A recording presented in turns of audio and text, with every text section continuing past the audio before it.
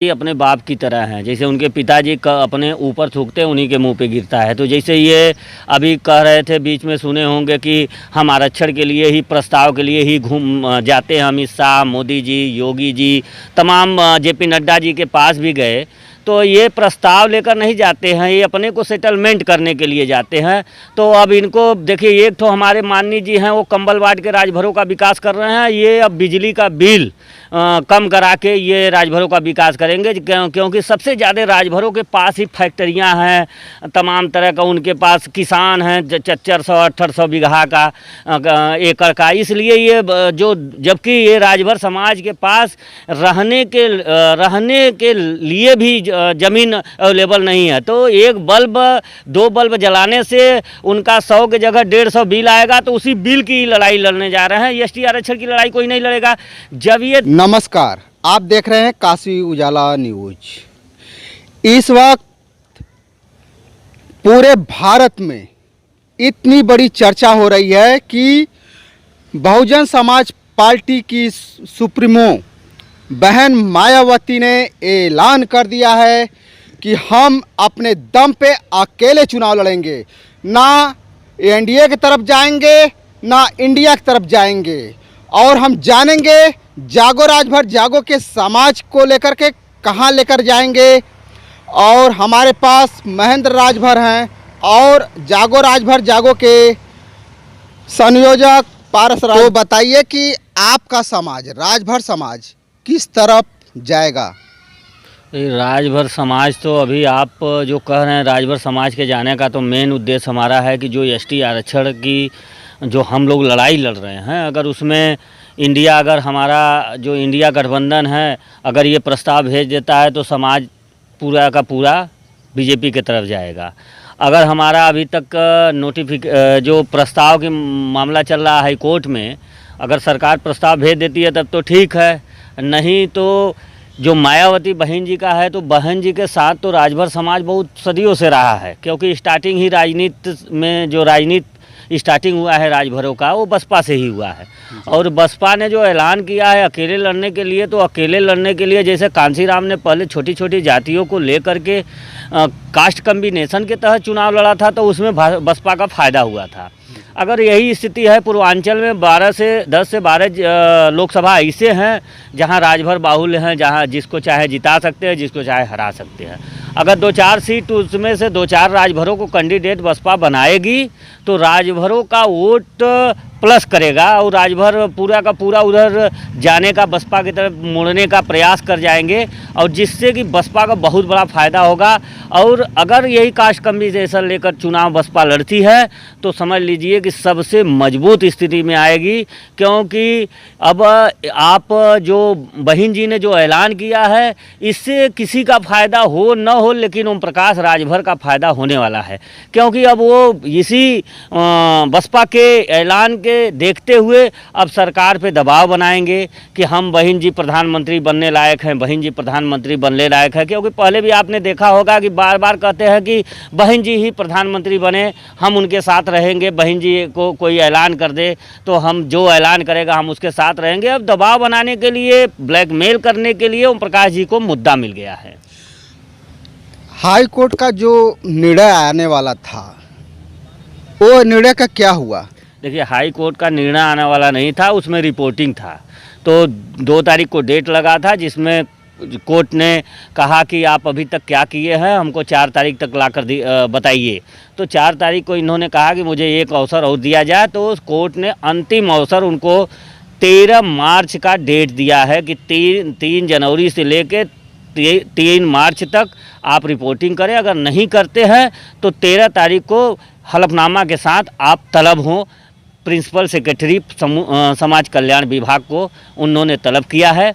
और जो ये लड़ाई है जो हम लोगों का है, तो 13 तारीख का ही जजमेंट आएगा। उसी पे अगर वो जो जजमेंट आता है, रिपोर्ट पॉजिटिव लग जाता है, हमारा प्रस्ताव चला जाता है, नोटिफिकेशन के बारे में अगर सरकार सोचती है कि आरजीआई के पास जो प्रक्रिया है, प्रक्रिया पूर्ण करने के बाद अगर सदन में पेंडिंग भी रख दिया जाता है तो समाज को एक उम्मीद लग जाएगी कि 2024 में अगर जो भी सरकार बनती है, अगर भाजपा की सरकार बनती है तो भाजपा हमारा नोटिफिकेशन कर देगी। इस उम्मीद आशा विश्वास के साथ राजभर समाज पूरा का पूरा भाजपा को वोट और सपोर्ट करने का काम करेगा। डॉक्टर अरविंद राजभर जी बोल रहे हैं कि एसटी जो आरक्षण है वो जो आरक्षण नहीं मिलेगा और उनका वीडियो भी वायरल हो रहा है, इस पर क्या कहेंगे? देखिए, अरविंद राजभर जी अपने बाप की तरह हैं। जैसे उनके पिताजी का अपने ऊपर थूकते हैं उन्हीं के मुंह पे गिरता है। तो जैसे ये अभी कह रहे थे, बीच में सुने होंगे कि हम आरक्षण के लिए ही, प्रस्ताव के लिए ही घूम जाते हैं। अमित शाह, मोदी जी, योगी जी, तमाम जेपी नड्डा जी के पास भी गए तो ये प्रस्ताव लेकर नहीं जाते हैं, ये अपने को सेटलमेंट करने के लिए जाते हैं।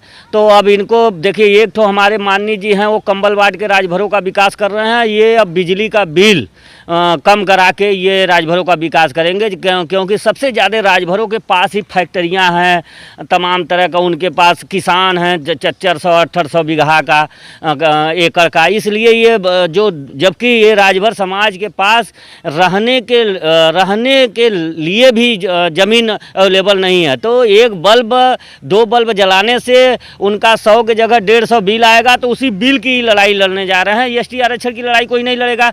जब ये देखते हैं कि कोर्ट की क्या प्रक्रिया है, जब प्रक्रिया देख लेते हैं कि ये प्रक्रिया बढ़ रही है तो तुरंत जाते हैं अपना टिकट और मंत्री विधायक सांसद बनने की बात करने। तो उसी में एक लाइन यही जोड़ देते हैं कि एसटी आरक्षण के मुद्दे पर हमने, प्रस्ताव के मुद्दे पर हमने योगी जी से, अमित शाह जी से, जेपी नड्डा जी से, मोदी जी से मिलने का काम किया है।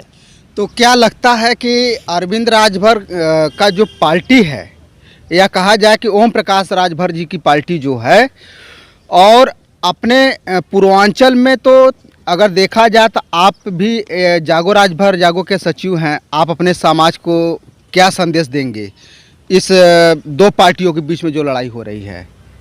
जैसे उधर सोहेल देव स्वाभिमान पार्टी है और इधर आपके सोहेल देव भारतीय समाज पार्टी है, इस पे आप क्या कहेंगे? देखिए, दोनों एक ही चट्टे बट्टे हैं, दोनों एक ही दल में, इधर में उधर, उधर से दल में उधर। ये अपने परिवार को सेटलमेंट करने के लिए परेशान है। वो कहते हैं कि जब भी हमारा गठबंधन होगा हम राजभर प्रत्याशी ही उतारेंगे। तो ये नेताओं की दल, ये जो समाज के जो सौदागर हैं, जो बिचौलिया का काम कर रहे हैं समाज के बीच में जाके, अपने स्वार्थ में, अपने लाभ के लिए समाज को बेचने का प्रयास अपने अपने तरीके से करते हैं। ओम प्रकाश जी की जो बात करते हैं तो वो झूठ में पैदा हुए, झूठ की राजनीति की है और झूठ हमेशा बेचते रहे। समाज को झूठ दिखाकर ही, यही समाज के गरीबी को ले जा करके जो सौदा करते हैं तमाम पार्टियों से, किसी से गठबंधन करते हैं या उनके साथ जाते हैं, सरकार में जाते हैं, तो समाज की बीड़ा बात है। इनके साथ वही लोग हैं। आप देखे होंगे कि एसटी आरक्षण पर इनका कोई नेता का वक्तव्य नहीं आता, क्योंकि ये जब नेता ही इनका अध्ययन नहीं किया तो कार्यकर्ता कहाँ से अध्ययन करेंगे? तो इन लोगों की राजनीति, ये जागो राजभर जागो कोई राजनीतिक मंच नहीं है या राजनीतिक संगठन नहीं, ये एक सामाजिक संगठन है। ये समाज की लड़ाई रही है और वो लोग जो है अपनी राजनीतिक लड़ाई लड़ते हैं, तो उनकी राजनीति से हम लोगों को दूर रखा जाए। और वो ये जो 2 बहरूपिया हैं, इन बहरूपिया के बारे में हम लोगों से न पूछे, क्योंकि हमारी लड़ाई समाज के विकास की लड़ाई है। हमारी लड़ाई समाज के न्यायालय, विश्वविद्यालय, सचिवालय में भेजने की है, उनके उज्जवल भविष्य के लिए है, उनका उदय कैसे हो, और सजग प्रहरी बनने के लिए समाज के युवाओं को हम आकर्षित करते हैं कि आप अपने हक अधिकार पे जागो और अपने हक अधिकार के लिए लड़ो, लिखो, पढ़ो, बोलो। जी, अगर एसटी आरक्षण में आप लोग शामिल होने के लिए आप लोग लड़ाई लड़ रहे हैं, तो क्या बहन मायावती जी को प्रधानमंत्री बनाने के लिए आप लोग एड़ी से चोटी तक लगा देंगे? भाई, बहन मायावती को हम कहाँ से एड़ी से चोटी लगा देंगे? भाई, बहन मायावती ये खुद अपने आप में पार्टी, उनकी खुद की पार्टी है और राष्ट्रीय पार्टी है। बहन मायावती की नीतियाँ बनाएंगे उनको प्रधानमंत्री ना। उनकी नीतियाँ क्या है, वो कैसे प्रत्याशी उतारती हैं, कैसे कम्बिनेशन करती हैं, और यहाँ जो और छोटे छोटे दल हैं, हो सकता है उनसे भी उनका गठबंधन हो।